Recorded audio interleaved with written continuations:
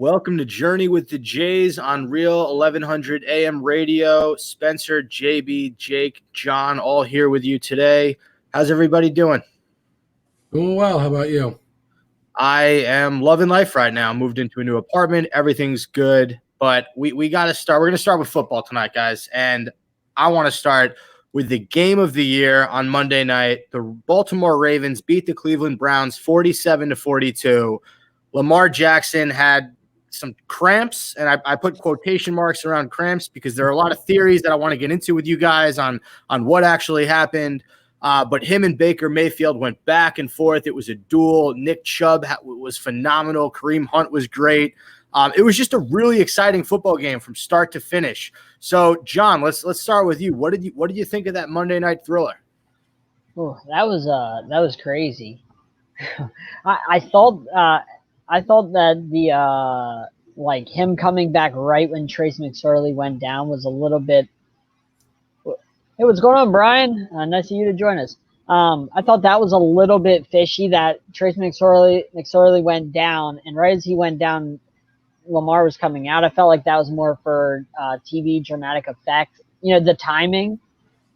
I thought that was kind of weird, but the game itself was insane. I thought the Browns would have won had Baker not thrown that pick. That really set them back a lot. I think they probably would have ended up beating the Ravens if he doesn't throw that stupid pick where it's like, hey, I can throw it right by this guy that's standing right in front of the ball, basically. But other than that, it was a really, really good game. And you had to have been entertained. So. Yeah, I got to tell you, I wasn't expecting such a great game because the Ravens have been kind of playing – like not as great a football as they can be. Like we've seen what Lamar Jackson and the Ravens can be, and they just hadn't looked like that team. The past few weeks, I would say they're kind of in a slump.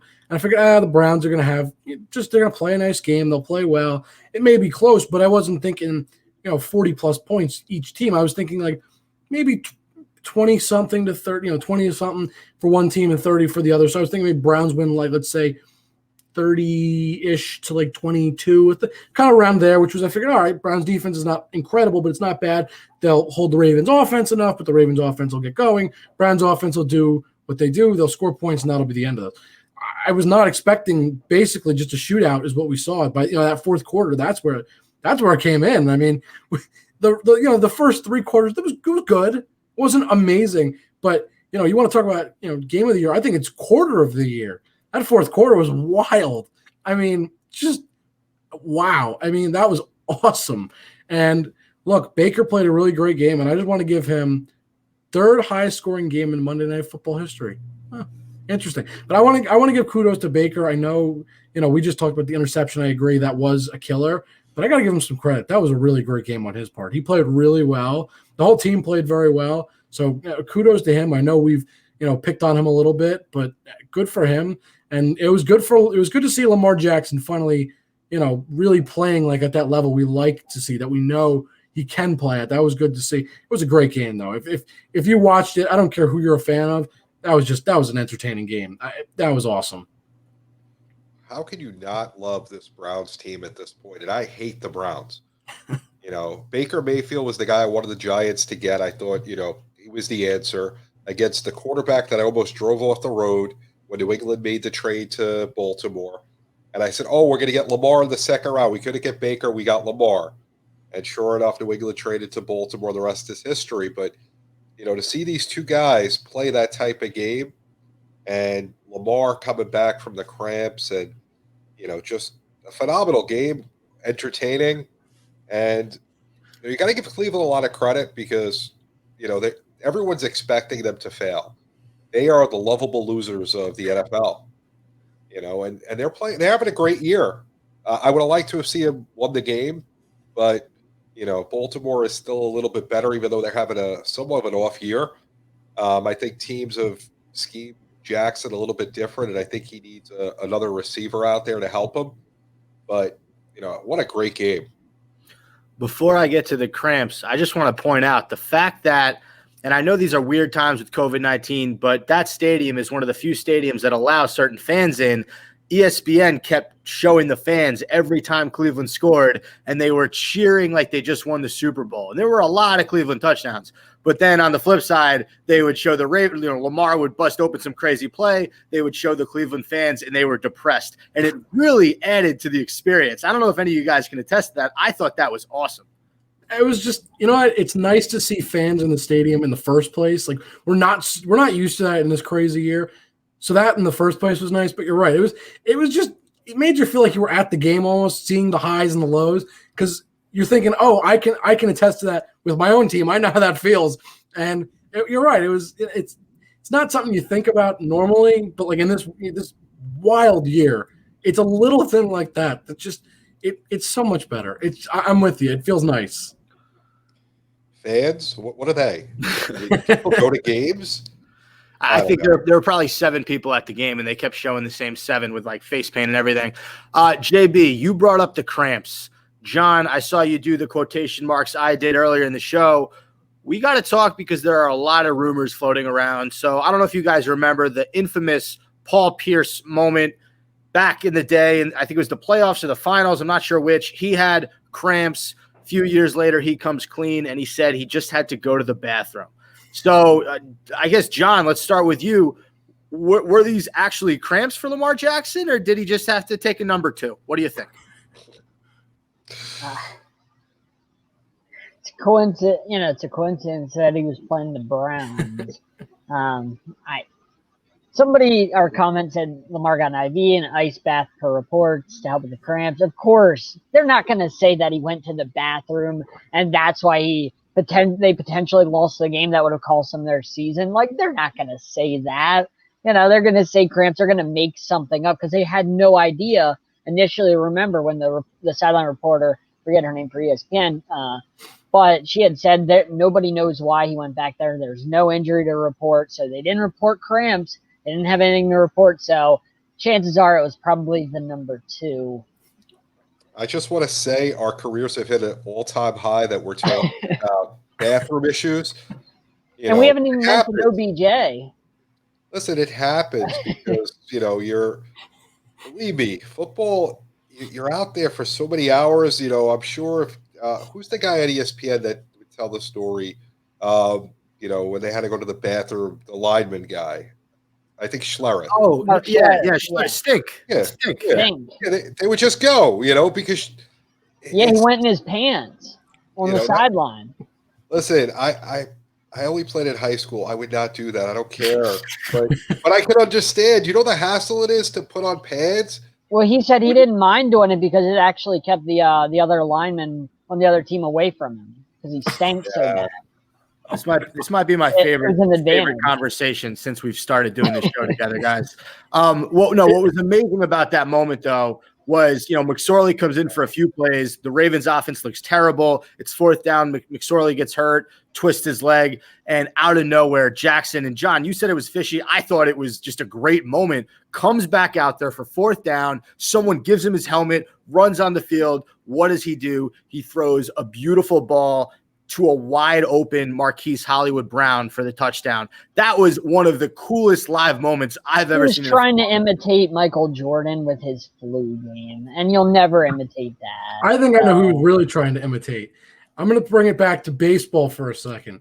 A couple months ago, I believe it was September, Aroldis Chapman, I don't know if you guys remember this, was on the mound. And I'll never forget, I was watching the game, and he kind of puts his hand by his leg, really by his butt, but they claimed it was his leg. And it looked like he winced because he may or may not have pooped himself. And after the game, Aaron Boone basically said, things happen. Nature calls. Like, that was basically what he was getting at. Like, it happens. Life happens. And so realistically, they may not want to embarrass Jackson like Boone did to Chapman. But if I'm going to be honest, I think he just had to go to the bathroom. Let's be real. I mean, it happens. That's I'm seeing a whole new marketing ads for Depends right now. I see the new marketing coming out real soon, guys. I hope Scott's is listening. Guys, let's real fast. Let's recap. Who do we think is the better team after this game? JB, I want to start with you. Is it the Browns or the Ravens? It's still the Ravens, but the Browns have come so far. I want to see them 2 years from now with everybody healthy, with their D where it should be. their receivers where they are, keeping the running backs that they have. I think they're going to be a great team. I'm excited about them. And it's scary to say that they're the Browns, and I'm excited about them. Yeah, I agree. I think it's the Ravens, and it's not by much. It's not by a lot. But when you take the defense that the Ravens have, which even on a slump, it's a great defense. There's no question about that. And when you compare quarterbacks, Lamar to Baker, that's also not a comparison. Lamar is definitely the better quarterback. It does go to the Ravens for me. I think the way the Browns are playing, they're making it closer than I would have ever expected it to be. I didn't ever expect to have a conversation like this. They're the Browns. I've been laughing at them for I don't know how many years. I have a friend of mine from high school that was a Browns fan. I always made fun of them because they're the Browns. And here we are years later. I'm not talking about the Browns as almost as good as the Ravens.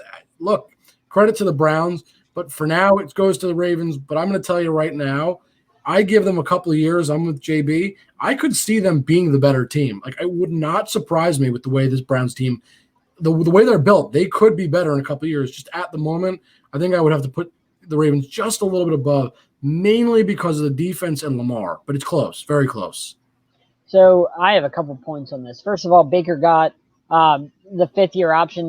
They're picking up his fifth-year option. After that game, they plan on picking up the fifth-year option, which is good for him. They haven't committed to him long-term yet, but they're picking up the option, which is good for him.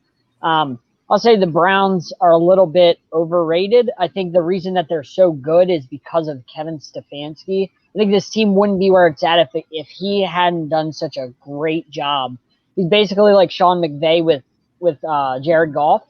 The training wheels are on Baker Mayfield, and Kevin Stefanski is really pulling him along, kind of like Jared Goff he still has the training wheels on from Sean McVay. Sorry to say, but it's just how it is.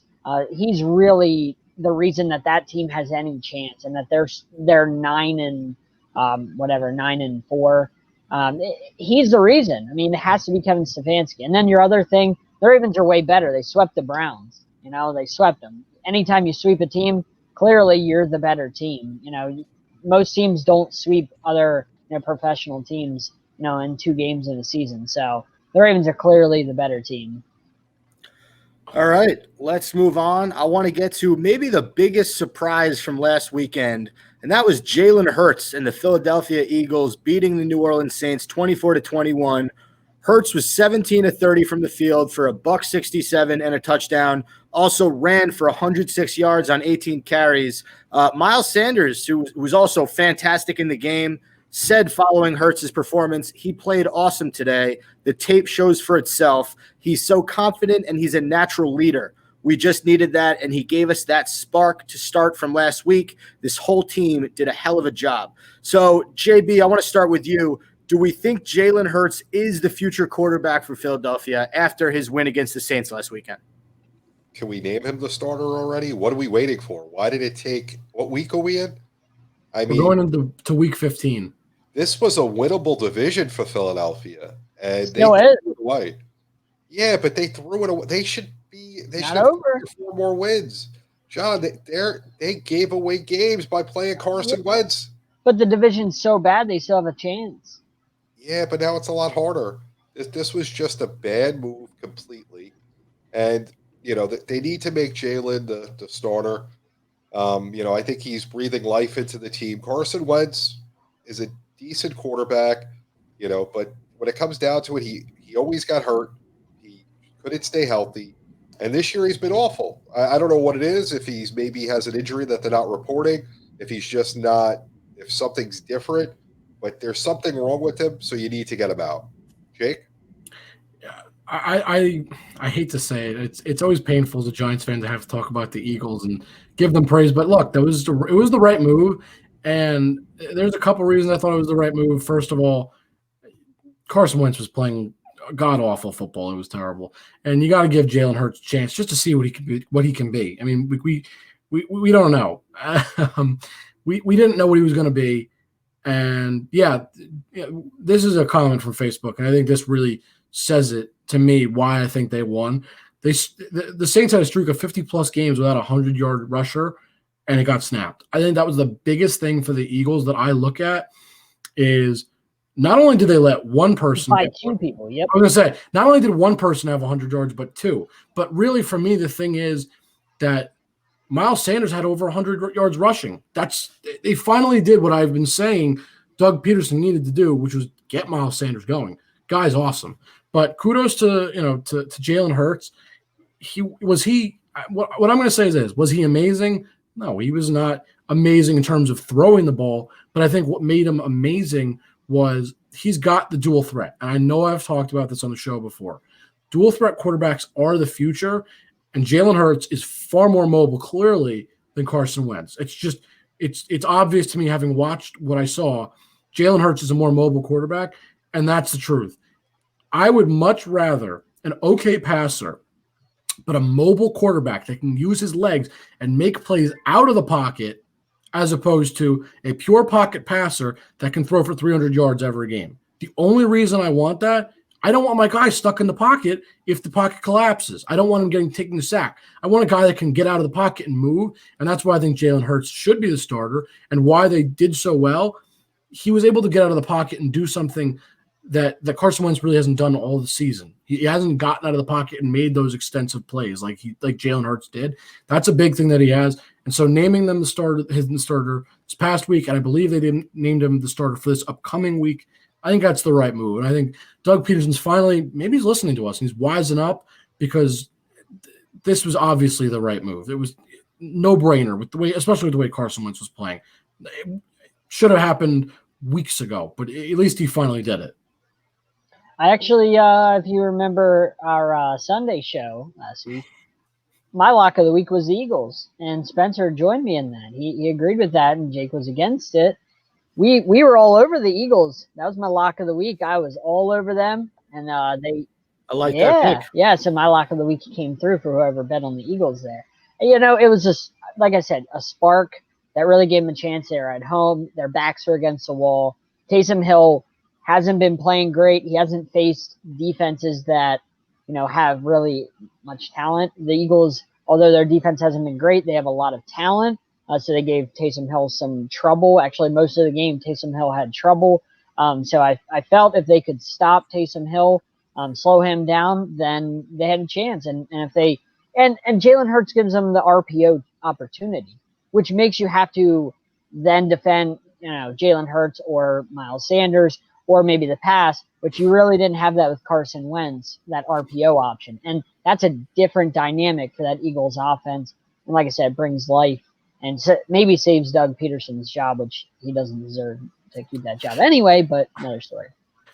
I read Sanders' quote from earlier because I thought it was very interesting, the words he used. He praised Jalen Hurts' leadership. He used the word spark.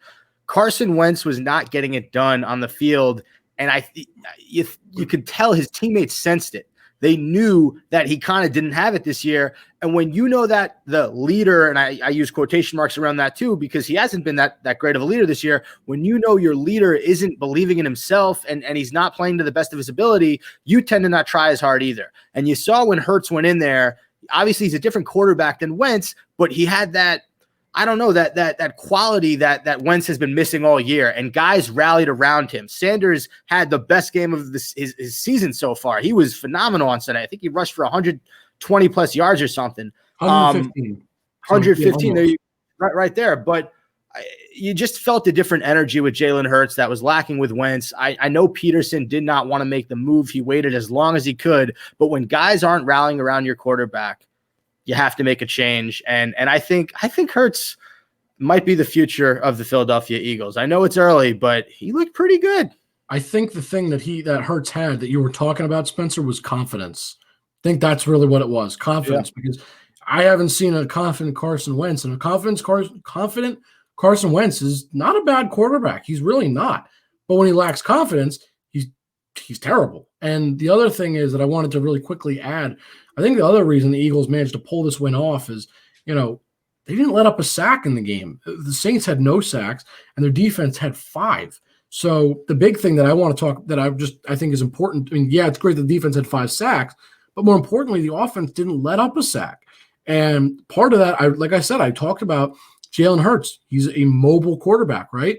I think that's one of the biggest things, mobile quarterback. Well, that makes it harder to sack the quarterback because if the quarterback's getting out of the pocket, there's less chances. So, kudos to the Eagles offensive line for not giving up a sack. I mean, that is good on them because that's been a big issue for the Eagles. And I believe I talked about that as one of their problems was they can't stop, the opposing defensive line from getting to the quarterback. But again, I think that's part of why Jalen Hurts really is the future as compared to Carson Wentz, at least for the Eagles. He's not a pocket passer. He can get out of the pocket and avoid sacks, and that can be really huge because if your quarterback's not on the ground, he can be making plays in the open field, and that's huge.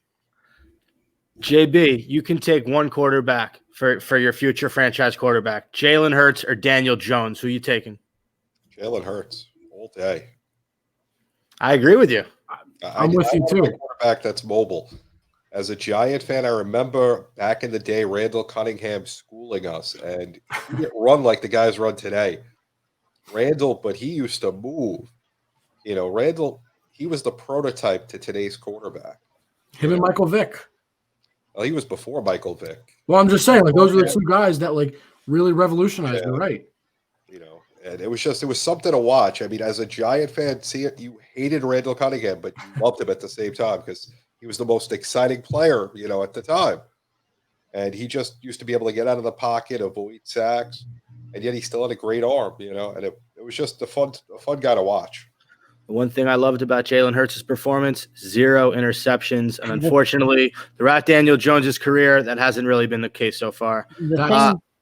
The thing that scared me, though, not to get too far off, that fumble at the end of the game that almost cost the Eagles that game by Jalen Hurts, that's the one thing that scared me.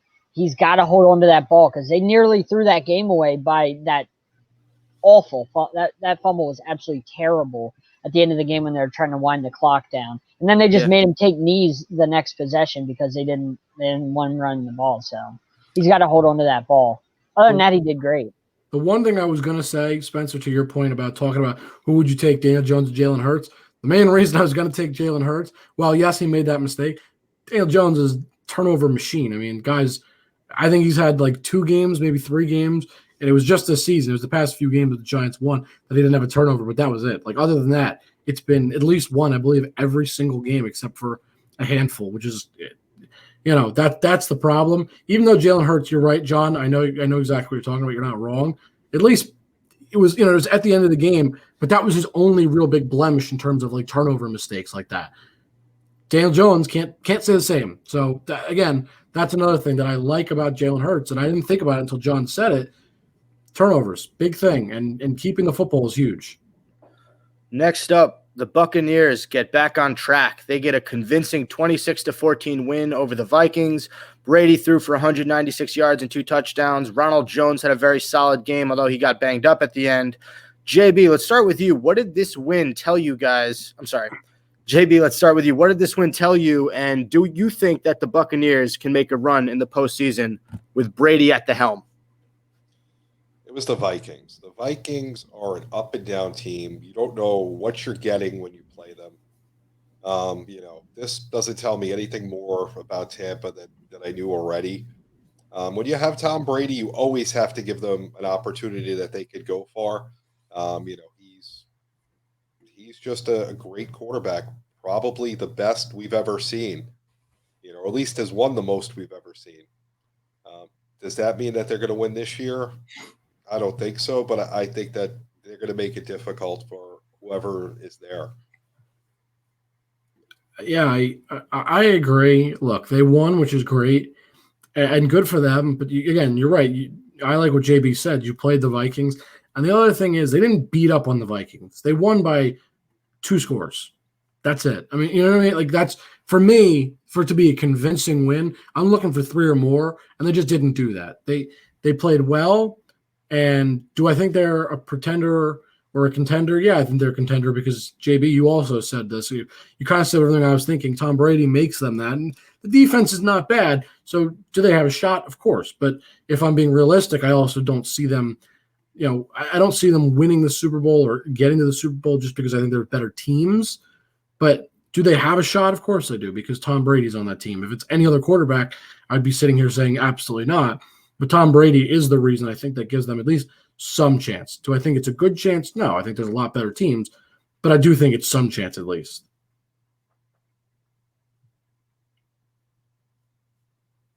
John, we're not hearing you. I think you're. There you go. There we go. You guys said everything I was thinking. Like they played the Vikings. Come on, like it's not that big a deal. We saw what happened with the Chiefs when they played the Chiefs. I mean, they absolutely got run out of their own building. I mean, so nothing has changed with the Bucs. They have too many mouths to feed on that offense. Too many mouths to feed, and then guys can't get going. You know how football players are. Any sport, you need repetition. You need to touch the ball. You need touches. And with their offense, it's great having a lot of weapons, but it's hard for Mike Evans to get going when Antonio Brown, Godwin, Gronkowski, Jones all are getting the ball. Scotty Miller's getting the ball. Like, it's hard for guys to get going when you have that. And yeah, it's a great problem, but realistically, when you look at a football player, they need repetition, much like Derrick Henry. You see, he gets better as the game goes on because as he gets the ball more, the better he gets. If the Buccaneers were to play the Saints in the playoffs, hypothetically, and the Saints still have to roll out Taysom Hill, are you betting on the Saints or are you betting on the Buccaneers? Bucks. I don't believe in Taysom Hill for 1 second. So there you go. I mean, you guys are talking about how the Bucs are not that great. They have too many mouths to feed, but we're already giving them a win over the 2 seed it's in hard the to NFC. win in the playoffs without a quarterback. It's a good. And I don't think Taysom Hill's a quarterback. I think he's Tim Tebow. He's basically Tim Tebow. That's what I think of him. I don't think highly of him at all. I agree with John's assessment just in terms of the matchup because, like I said, I mean, it's Tom Brady. That's the only reason I'm giving them an advantage. Like, again, if it was any other quarterback, I'd say no. I'd probably go, probably the opposite because, John, I know you don't like Taysom Hill, but he's not as bad as you make him out to be. He's okay. He's not great, but he's okay. But like if you put him in a playoff matchup versus Tom Brady. No, but right. That's what I was going to say. But Yeah. It's Tom Brady, and that's the reason in that case I'd choose them. Because, again, Tom Brady is just – he speaks for himself. I don't need to say more. He's Tom Brady, and that's that. Do you guys put the Bucs ahead of every single team in the NFC East? So whether it's the Giants, whether it's the Washington football team, whether it's the Cowboys, the Eagles, do you think the Buccaneers would trounce them in the first round of the playoffs? That's JB? The Giants played them tough. And Joe Judge, who comes from Belichick, which is linked to Parcells, you learn from losing how to come back and beat a team. I don't think that the Bucs would just walk away and beat the Giants. Will they win? They win a close game because the Giants find ways to lose. But and I think the Eagles with Hurts are a different team. They could do some damage. I don't think that they'll get to the NFC Championship, but if they get to the playoffs, watch out for them. So I don't know. I think in that instance, I'm still giving it to the Buck. Again, only because he's Tom Brady, and versus any of the quarterbacks in our division, he is miles ahead. I mean, seriously, my thing is this. If you're putting Daniel Jones versus Tom Brady, and I understand they played them close, but it wasn't Daniel Jones that played him close. It was the Giants' defense kept it close. Daniel Jones did not do that, and especially after this last weekend, I'm not loving him as much. He did not look very good. So the truth is, none of the quarterbacks in our division are, in my opinion, good enough to beat Tom Brady. Just even if it comes to a shootout, I would have to choose Tom Brady. The only guy I really probably take over Tom Brady in the playoffs that I really want in our league right now, probably Patrick Mahomes, because Russell Wilson, Aaron Rodgers. Russell Wilson, Aaron Rodgers. Come on. Doesn't beat anybody good. Who was Aaron Rodgers beat this year? We went over this 2 weeks ago. But if I had to, if you're in the playoffs and you had to take an aging Tom Brady versus Aaron Rodgers or Russell Wilson, come on, Aaron Rodgers, as much as I love him, he's aging too. Let's not forget this. The guy, but he doesn't look like it. He doesn't look like it. Tom Brady looks like he's aging. Tom Brady's doing what Tom Brady always does. So no. I gotta lean with yards. I gotta lean with John on this one. I think JB and Jake, I think you guys are overrating Brady a little bit. JB, you were not here last week. Jake had the Buccaneers in his power ranking top 5. So Jake, I know you like Brady. I will say this though. I would move them out for the Bills, and I'd move the Steelers down on my list. Because the Bills really proved something to me this weekend, and that's not anything. And make me want to do another Power 5. Wait, let's talk about that Bills Steelers game, because that was the last game on my list. That was very fun to watch. Bills beat up on the Steelers 26-15. Ben did not look good. Josh Allen looked pretty good, but the Bills defense had a nice time. I think 3 total turnovers in that game that they caused, but very, very, very good game. John, what did you think? Yeah, if I had a clip from a couple weeks ago, I don't know if you guys remember what I had said, but I think it went somewhere along the lines of the Steelers are frauds, and wait until it gets cold. Wait until they can't run the ball because their running game's overrated. And old Noodle Arm is going to throw some picks. And what happened? Old Noodle Arm couldn't do anything in the cold weather. He didn't. And then that defense is really good. But then when the defense has to do it all, they kind of bend a little bit. And then that breaks it back to the Steelers because that offense isn't that good. And that's exactly what happened on Sunday. They got exposed, been exposed 2 games in a row. And this is what the Steelers actually are. One thing I will say about the Steelers defense, in their defense, they are missing some very key players. No, I'm not saying they're bad. I'm just saying I don't disagree. I'm just saying the reason for them not playing as great as they were, they're missing key guys. But to your point, I said it last week on the show. The reason they were just in my top 5 at number 4 was based on their record alone, basically, and the defense. I will say this. They're not. I don't think I'd put them in my top 5 anymore, first of all. And second of all, more importantly, I said last week they play down to competition. They're not as good as they should be, as their record says. They're not that good. They should have at least a handful of extra losses because they lose constantly by like 1 score. That's majority of their wins, were by 1 score, and they probably should have lost some of those games. Give credit to the Bills. That was good for them. The defense played really well, and they stepped up.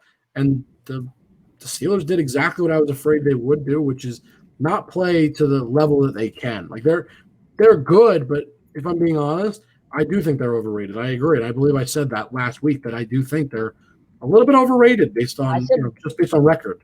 I said they were a 7-5 team with an 11-1 record last week. I don't know if I'd say 7-5, but I would say that they probably should have at least 2 less wins at the least.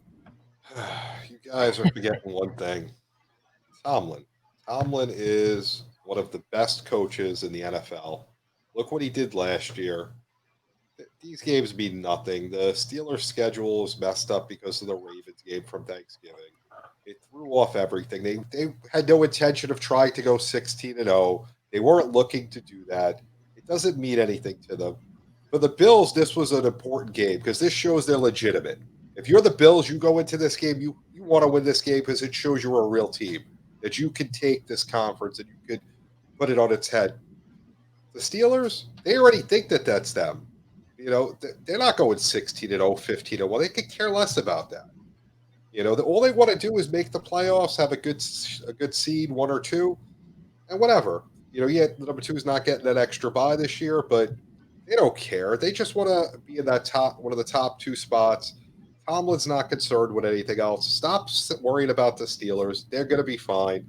This was a great game for the Bills. The Bills are showing up, and I'm excited about them too. Yeah, I think the biggest difference between the Bills last year and the Bills this year is Stephon Diggs. He's been one of the best receivers in the league. He had 10 catches for 130 yards and a touchdown. Josh Allen only threw the ball 43 times. He had 24 completions, and 10 of those were to Stephon Diggs. He has been a monster for them. Beasley's been one of the best slot receivers in the game, and the Bills have been very good despite not really having a running game. Devin Singletary and Zach Moss each average, I want to say, less than 60 yards a game. They're not very good. Not great. So I'm with you, JB. Kudos to the Bills. I do have some concerns about the Steelers, though. Chase Claypool has not been great the last few weeks. Deontay Johnson has a case of the yips. He keeps dropping the ball. The only guy who surprisingly has been showing up for the Steelers has been Juju Smith-Schuster, who was like the team's 3rd best receiver for the first 7 weeks of the season. So I think they got a few things to figure out on their offense. And JB, You said they have nothing to worry about, but if anybody, I'm absolutely loving the last 2 weeks of NBC. What they do with this predict thing, with this percentage thing. Do you guys watch this that they do? It's kind of like the election thing. They do the election like what, when the election happened, what percent, this state's going to be won. Well, they've been doing that with what percent each team has to get into the playoffs. If they win this week, if they lose this week, then it goes down to this percentage. It's really cool to do on NBC, and I love it. And so they showed the Steelers' probability, the percentage of if they beat the Bills, 54% chance to get the number 1 seed. If they lost, 26% chance to get the number 1 seed if they lost to the Bills. So now they have a 26% chance of getting the number 1 seed, which is gigantic because it's the only bye. You get a rest. You rest all those guys that are banged up, and the Chiefs have to go and play an extra game and potentially lose. Even if they don't, that's a game where their guys get all banged up and stuff, and you get to guarantee a path goes only through Pittsburgh. And you say it doesn't matter, JB? How can you say that doesn't matter when you can get, if you win out, you went 15-1. When you came into this year, were you thinking that you were going to get the number 1 seed against? But if you're the Steelers, you can't be like, oh well, this Bills game doesn't matter. Like you said, there's realistic expectations. You could still win the Super Bowl and not be the number 1 seed. It happens all the time. Are you going to go to Kansas City and win? Probably not. I mean, how big of a deal is home field advantage with no fans? No fans. You get that bye. You get your guys rested. Here's what I'm going to say about bye weeks. We have seen that bite teams before. Sometimes they take the week off and they come out sluggish as opposed to a team that just played the week before and they look better. I mean, a perfect example, non-playoff related, but just this year is a great example. Look at the Eagles. Right? Before their bye, they were not playing well. Do not get me wrong. I'm not sitting here and saying they were playing well. I'd be crazy to say that. But they came off the bye, and they looked even worse. They were terrible. My point is, the bye is not always helpful. I know what you're saying, but the bye does hurt at times. So as much as I just hated on the Steelers and pointed out the flaws, I honestly think it would be to a team's advantage to not get the bye, because the bye can bite you. I'd rather go out and play. But to play 16 games, clearly the Steelers are extremely banged up. To play 16 games, get an extra week of rest while all the other competition has to continue that arrest, get all banged up, and then somebody's coming into your stadium. And if you play the Chiefs, which you probably will, they got to come to you. That, mentally, that really makes a difference when a team has to come to you as opposed to you going to them. Because then they're also in your time zone. Things like that really make a difference for athletes. John, you're talking about things that don't matter. Athletes, these little things matter to athletes. Listen, if you're on the Pittsburgh Steelers, the reason you lost these 2 games in the back of your head's the NFL. And when it comes playoff time, you're going to do whatever you can to show the NFL you are the team in the AFC. That doesn't mean they're going to win. Maybe you lost the games because you're overrated. They're not overrated, John. John, they have one of the best coaches in the NFL. They will be fine. Calm down. Worry about Tua. Worry about the Dolphins. Tua looked great. And we'll see where that ends up. Outplayed Patrick Mahomes. But you still got the loss. So when it's said and done, outplayed Patrick Mahomes. I mean, if you're saying worry about Tua and he outplayed Mahomes, that's pretty darn good. I have to give him his credit. But he lost. Right. And when it's all said and done, wins and losses are what matter. If the game was 7 minutes long, I actually think the Dolphins would have won, JB. He was down both of his receivers. He lost his tight end at the end of the game, down the top 3 running backs, and he still outperformed Patrick Mahomes, who had Tyreek Hill, Travis Kelce, Le'Veon Bell, Clyde Edwards-Helaire, and Tua outperformed him? Come on, all right, that is it for football. I have no more stories. I think I hit every single big game this last week. JB, what do you have for us for basketball this week? So the preseason started. If you're watching live right now, this time next week we'll be, on the hardwood playing some real basketball. If you're listening on Thursday night, less than a week to go. Out today, Giannis signed the max extension. First of all, I have a lot of credit to Giannis for doing that and sticking in Milwaukee, where I don't think he'll ever win, because I don't think they're going to ever pull free agents to get to him. But Spenser, I mean, I know you cover the Nets, and right now they're probably my favorite in the East. What do you think of Giannis staying in Milwaukee, and do you think that they'll ever get over the hump to make it to the finals? I think that they will if they get him the right help. I think if you're Giannis, I understand what you're trying to do. You're trying to build a legacy in Milwaukee. You want to be the best player to ever play for the franchise. I think right now it's Kareem Abdul-Jabbar, no question about it. But if they get him the right help, they can get there. I don't think that you can win a championship with Chris Middleton as your second best player or Drew Holiday. I think this team is not the best team in the East. I think the Nets are better. I think the Heat give them a run for their money. But if you go out, you get a player like a Bradley Beal or a player that can complement Giannis's game very well, who's close to that superstar level. I think James Harden would be great in Milwaukee. And he truly believes they're going to get him the help he needs. Now, they didn't do a great job with the whole Bogdanovich thing. They botched that. He ended up in Atlanta. But we'll see. I mean, we'll know if he regrets it in a few years if the Bucks do nothing to make that roster better. John, what do you think? That's why they gave him, I believe, a 5-year deal, 4th-year option. So he has an opportunity to option out that 4th year. So that's why they put it in there. But I give him his credit. Loyalty is very important. It's very important to me. But you're right. He's never going to win a title in Milwaukee. There's too many power teams ahead of the Bucks. They don't have enough outside of just him to be able to overcome those teams with the Nets, the Heat, the Lakers. The Warriors are going to be back next year, not this coming season, but the following year if Klay Thompson can finally get healthy. The Warriors eventually will be back. Mavs are getting good. There's just so many good teams in the NBA that I just don't see the Bucks. And plus, Giannis kind of has been the Lamar Jackson of the playoffs in the NBA. Can't get it done. He can get it done in the regular season, MVP, great. Now we get to the playoffs, guess what? He doesn't show up. So, Lamar Jackson of the NBA. I will say this. I respect the heck out of him for doing what he did, because a lot of guys would say, I'm going to go chase the money on a team that I know will win right now. He didn't, and he got his money, but he stayed loyal to his team, so respect on that, because you don't see that often. I mean, you look at guys all the time. Look at LeBron, for example. I like LeBron, or at least I should say I have a lot of respect for LeBron.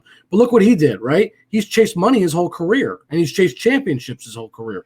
And it's not a diss to LeBron, but let's be real. When he went to the Heat, what was he doing? He got good money, right? And more importantly, he got a team that he knew he'd win a championship with. It's just what he did. When he came back to Cleveland, okay, you can say, oh, he was coming back to Cleveland, but you look what he was getting. Look what he was coming back to. He was coming to play. He had Kyrie Irving who was going to be there. And even if, at that point, Kyrie is not what he is now necessarily. He was, a younger version of himself. So what? He knew he was getting a good role player to be with him. That's what was happening. And respect. So Giannis is saying, look, this is my city. This is where I play. I'm staying here. And I have a lot of respect for that. And the other thing is, though, that we want to talk about is, will he win a championship? With the team they have right now, not even close. No. But, you lock up a guy at, a supermax for like, what, 200 and how many was it? It was 248, I believe. It was something crazy. Over $200 million. That's the point. Over $200 million for 5 years. Even if with that option, who cares? You're signing him long-term with a huge deal, one of the biggest you can get. And you have to know, okay, we're getting him, but we got to get him help. And so that's what I think Giannis is doing is I have a feeling he had talks with the Bucks, and they said, okay, if you come back, we're going to make sure to get you whatever help you need. They're not going to waste money frivolously. That would be silly, because if they knew they're not going to get him the help, why would they waste the money? There had to have been something that brought him back besides just his loyalty to the team. And I guarantee you there will be help coming his way. Doesn't make them the best team, because the Nets are an awesome team with what they have going for them. But I do think if they get him help, they'll have a chance. And I'm guaranteeing they will get help. sooner rather than later because they don't want to waste his career. Who is going to Milwaukee? Who? Nobody. I'm not saying Like, that's why I said sooner rather than later, but I don't mean right now. I like the guy, but I just don't. Nobody going to Milwaukee. No. You can either play in Los Angeles, California, or Milwaukee. Which would you choose, JB? I'm going to LA all day. All day. Hey, People I would have- go play for Dolan before they would go to Milwaukee. Me personally, I'm going to Brooklyn. I wanted to That's bring just me. something up about the NBA. Now, a couple weeks back, again, I'm going to bring up something that John had said. I believe John said that Kyrie Irving just can't keep his mouth shut. He likes to cause trouble, and you guys shooed that away. You said it's not a thing. You said he's been good. He's been quiet. He's not going to do any of that. And then guess who's opening their mouth again? Kyrie close down.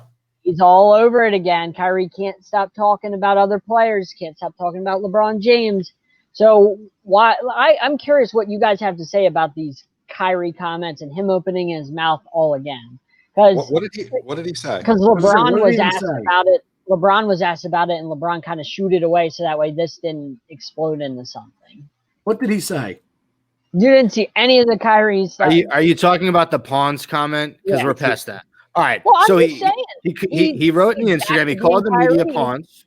He called a ton of people pawns. And guess what, John? He came out on Sunday against the Wizards. And I didn't know we were going to talk preseason basketball tonight, but I'm happy to because I watched the We're a entire week game. away, sure. He came out on Sunday and he dominated. He flat out looked 2016 Finals Kyrie. He was 9 of 11 from the field. He had a ridiculous game. After that day, the following day, they had their media session. Kyrie addressed every single media member by their name. He thanked them. He answered questions. He was forthright. He was fantastic. So what you're talking about, it's not fake news. It's old news. We're past him calling the media pawns. Him and the media are back together. I don't want to hear about Kyrie being disruptive because guess what? He balled out on Sunday, and so did Kevin Durant. Where there's smoke, there's fire. He called the media pawns. We are pawns. We're media. Where there's smoke, there's fire. This is Kyrie. This is Kyrie in a nutshell. The media is. But why did he need to say that?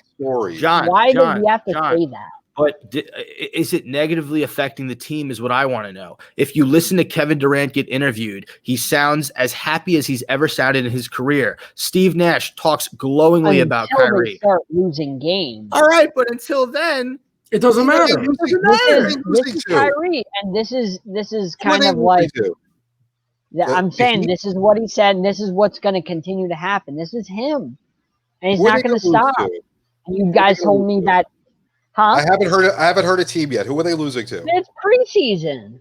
So what? And he's already yapping for no reason. Right, but you said when they start losing games, wait till then. Who are they losing to? It's going to get worse. It's going to actually start to snowball. I haven't heard the team they're losing to yet, though. They're not. Who are they going to lose? Miami? But if they're not losing and he's starting to yap already, imagine when John's avoiding the question because he knows, as much as it pains me to say as a Knicks fan, they're not losing to people, or at least not a lot, unless they can't lose in preseason. They're a great team. But the other part of it, John, is again, you didn't answer this question either. Is it affecting the team negatively? It's not. Nobody on the team cares. People like you, unnecessary media attention. So what? Exactly. They're going to get scrutinized by the media anyway. New York is the biggest media market out there. This is the most recognition the Nets have had on a national stage in decades. So who cares? They're getting talked about. It doesn't matter because I'm a Heat fan. Okay, so I had to go through the Heatles. Okay, so right away the Heat put the targets on their backs. And they immediately became the enemies. And you guys want to say it or me? They won 2 championships out of that. No, I know, but I'm saying the crap that they went through, they should have won more championships. If it wasn't for them becoming villains, they would have won more titles out of that. They only won because they had Chris Bosh, Dwayne Wade, LeBron James. The Nets don't have that. If Kyrie and Durant are the most hated guys in the league and they win a championship, it's fine with me. But they're not going to win a championship. Nobody cares. Nobody cares if they're the most hated. Did you watch Kevin Durant play basketball on Sunday, John? Did you see what he did? I ain't going to beat the Heat. John. Bring it. Come on. All right, so hold on. I want to say this now. John, when your Heat get absolutely clobbered by the Nets, I am going to laugh in your face and say, we all warned you this was coming. You just refused to accept it because you're a nuts Heat fan. Remember, we were going to get clobbered by the Celtics. If the Nets are healthy, they will not lose to anyone in the East if they are healthy, which means LeVert, Dinwiddie, those guys. It can't just be Kyrie and Durant, John, but they don't just have two guys, by the way. That's the most asinine statement you've made in a while. They have a lot of players on that team that can contribute.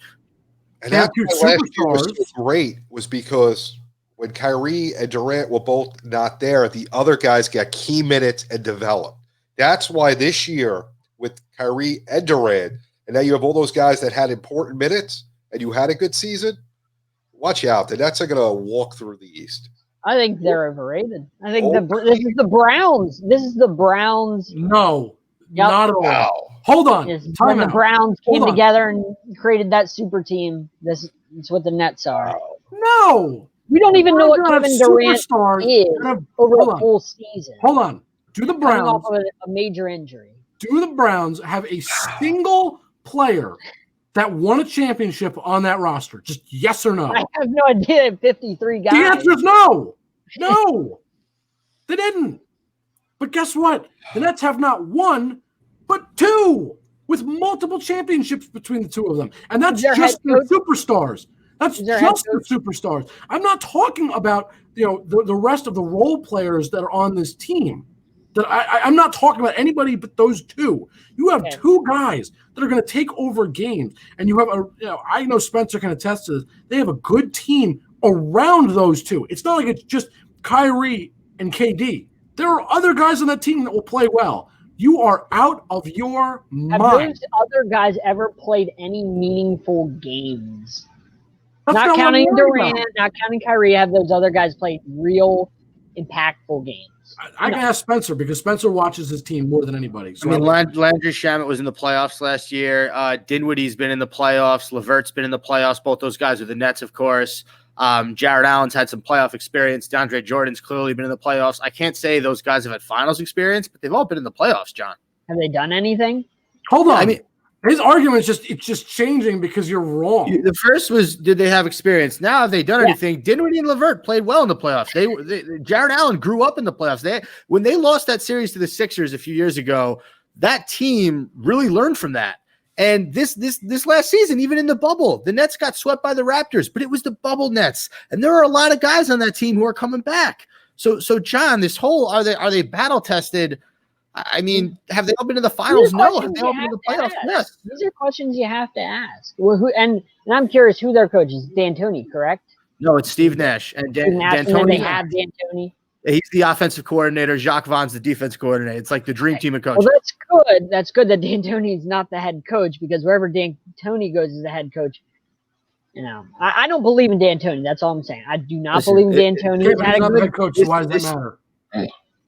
Because he's on that team, and wherever D'Antoni goes, he's not in control, so it doesn't matter. This is all speculation because obviously the season hasn't started yet. But at the same time, I'd have to disagree with your assumption that the Nets are just going to stink and be like a 3rd to 5 seed with Kevin Durant, Kyrie Irving. That's where they're going.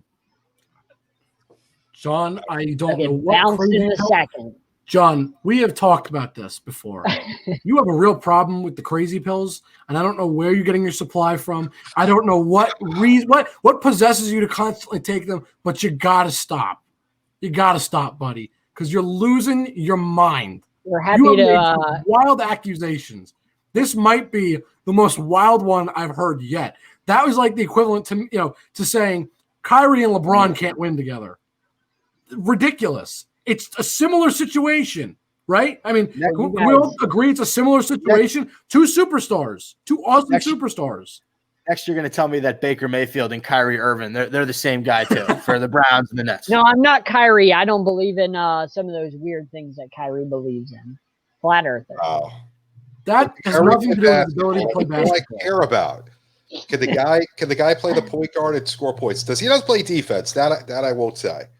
But, And we don't know what we don't know how Durant's going to hold up over the course of an entire season yet with that major injury.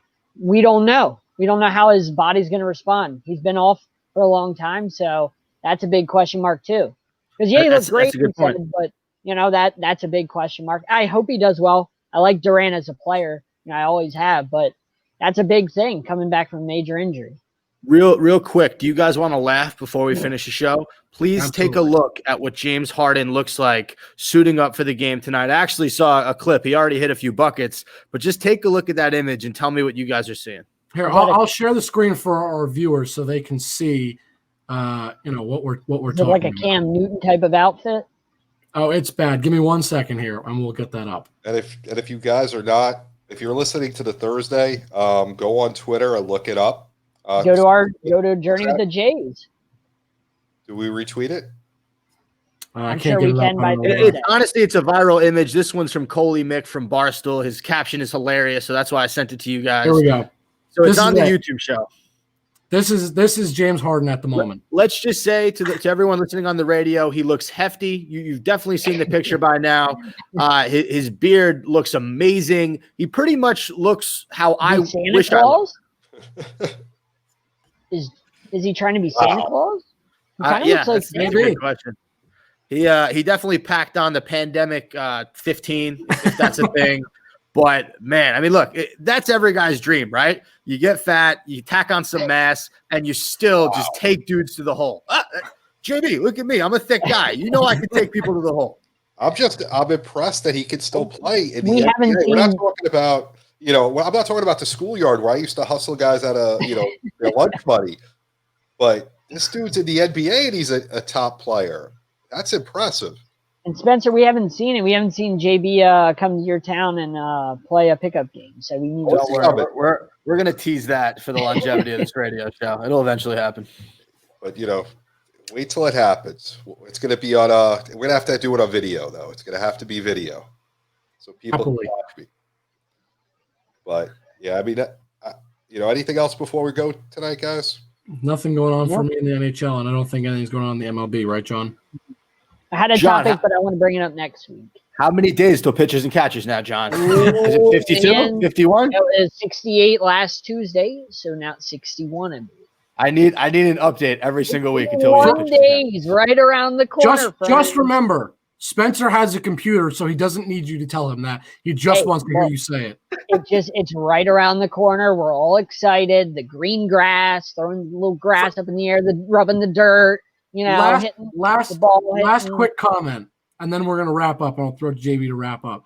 For anybody listening, John thinks nearly 2 full months is right around the corner. It is. If that's not proof that this guy's on crazy pills. I don't know what is. Right through the first week of February, and then right after that, right by the time we wake up from this football coma, baseball will be right there. That's why it's right around the corner. There's nothing I hate more than hearing about the countdown to pitchers and catchers. Oh, I can't wait. I'm going to count down next week and the week after that. Well, for you guys, I have a little Pedro Gomez coming up on the program. In a couple of weeks, we'll talk some MLB. Got Steve Lavitt for some college basketball. Follow me at JB_ the program. But Jake, where can they find you? You just find me on Twitter at Jake_Malik. All my work is usually on there. Spencer, where can they find you?